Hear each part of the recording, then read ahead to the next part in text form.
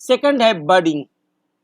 The bud means a small outgrowth. Bud का meaning होता है small outgrowth from the body of a living organism. Just like branch, छोटा सा branch जैसे पेड़ से निकलता है ना, ठीक उसी तरह से बर्ड होता है। बर्ड मीन्स हो गया a small outgrowth from the body of a living organism.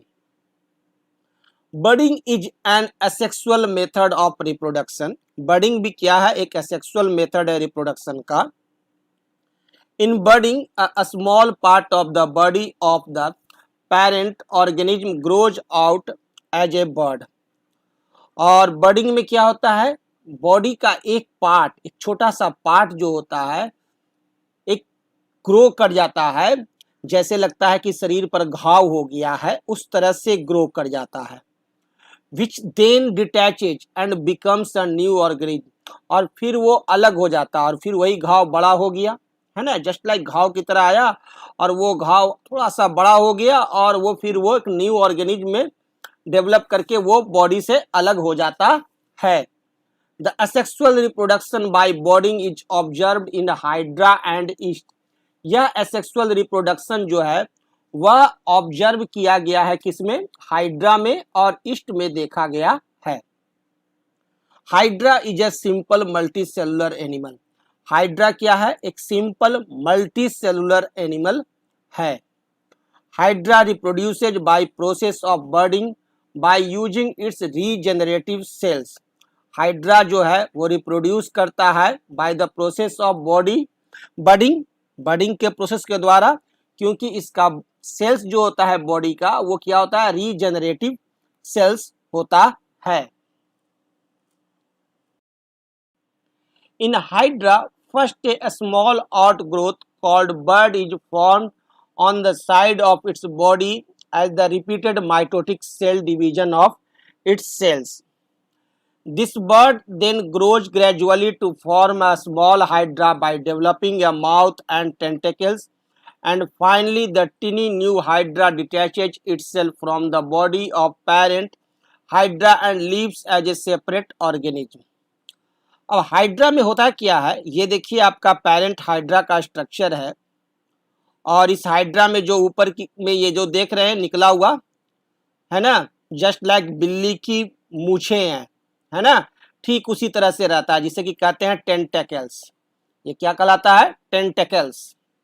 और इस पेरेंट हाइड्रा से क्या होता है कि बर्ड फॉर्म होता है। बर्ड कैसा होता है, जस्ट लाइक लगेगा कि शरीर से जैसे कुछ उभार निकल गया है, कोई घाव हो रहा है ना, शरीर फूल रहा है, और इस तरह से ये बर्ड जनरेट करता जाता है और बढ़ता जाता है, ग्रो करता जाता है।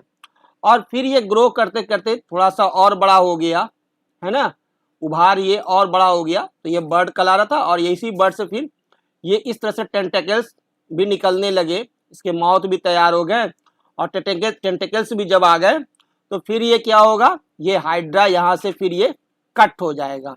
ये हाइड्रा कट हो गया और ये आपका एक न्यू हाइड्रा सेपरेट्स हो गया और एक नया हाइड्रा बन गया। तो इस तरह से हाइड्रा के बॉडी से कहीं भी हाइड्रा के बॉडी पर बर्ड का फॉर्मेशन होगा और फिर वो बर्ड और ग्रो करेगा और ग्रो करेगा और उसमें टेंटेकल्स ग्रो कर जाएंगे और उसके बाद वो आपको फिर डिटैच हो जाएगा, अलग हो करके एक न्यू हाइड्रा रिप्रोड्यूस हो जाता है। और ये जितने भी सेक्सुअल मेथड के रिप्रोडक्शन आप पढ़ रहे हैं ना, इसमें सेल का जो डिवीजन होता है वो याद रखेंगे, माइटोटिक डिवीजन्स ऑफ सेल्स होता है।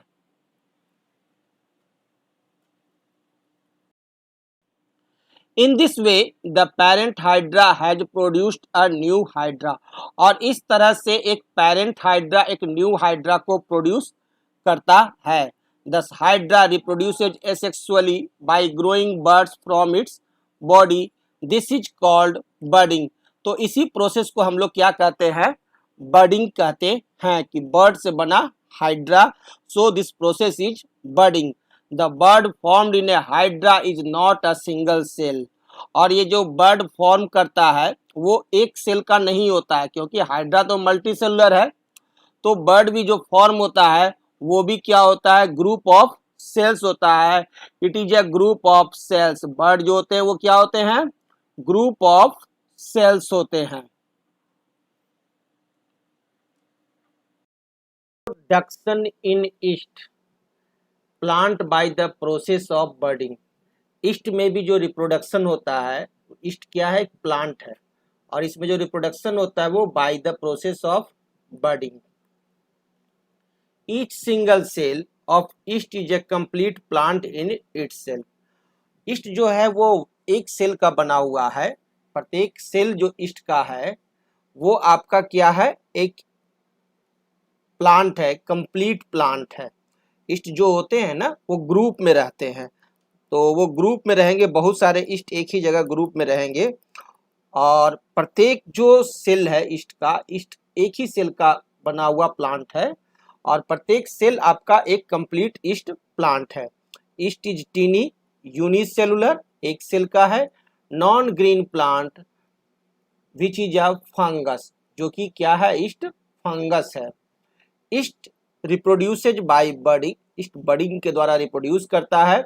In yeast first bud appears on the outside of the cell wall, the nucleus of parent yeast cell then divides into two parts and one part of the nucleus move into the bud।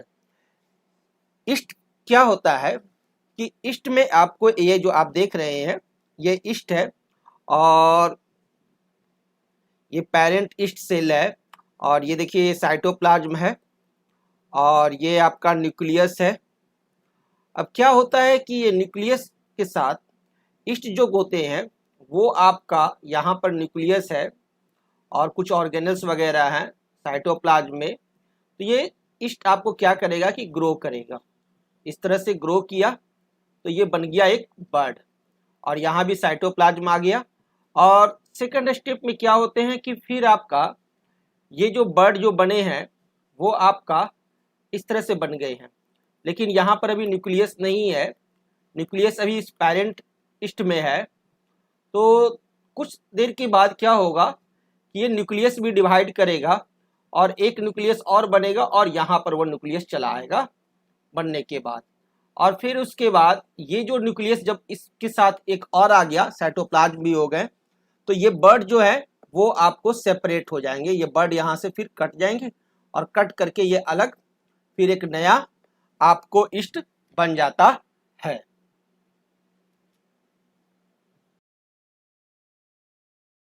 Ultimately, the bird separates off from the parent yeast cell and forms a new yeast cell or new yeast plant। तो इस प्रकार से आपका parent भी आपका east cell रह गया, this is parent yeast cell, and this is the new yeast cell, और यह एक नया ईस्ट सेल बर्ड से फॉर्म करता है। तो बर्डिंग में क्या होता है कि पेरेंट सेल तो रहते ही हैं, पेरेंट आपको पेरेंट भी रह जाते हैं, और नया आपका एक ऑर्गेनिज्म रिप्रोड्यूस कर जाता है। The budding in yeast however often takes place so fast that the first bud starts forming their own buds and all of them remains attached to the parent yeast cell forming a chain of yeast cells।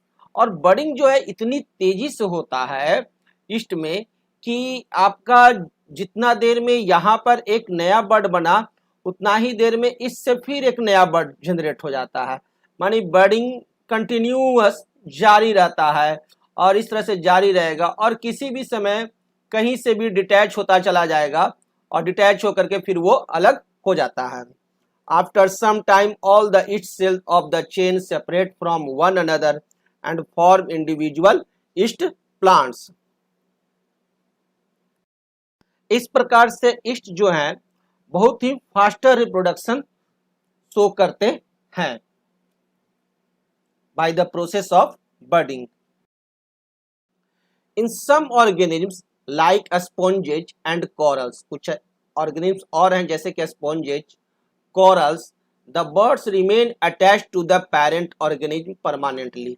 इसमें buds form करेंगे लेकिन वो parent के साथ ही attached रहते हैं, वो separate नहीं होते हैं। These birds then grow and produce birds of their own. In this way, a colony of sponges or corals is formed।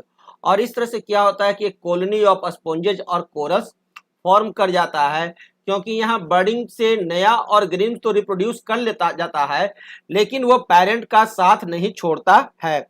जैसे आप यहाँ देखिए एग्जाम्पल में, देखिए एक ही से कितने सारे ये बर्डिंग के द्वारा और नए इस तरह से प्रोड्यूस हो जा रहे हैं। स्पॉन्जेज और कोरल्स ये प्रॉपर्टी शो करते हैं, लेकिन ये डिटैच होकर के अलग नहीं होते हैं, सब एक साथ ही रहते हैं।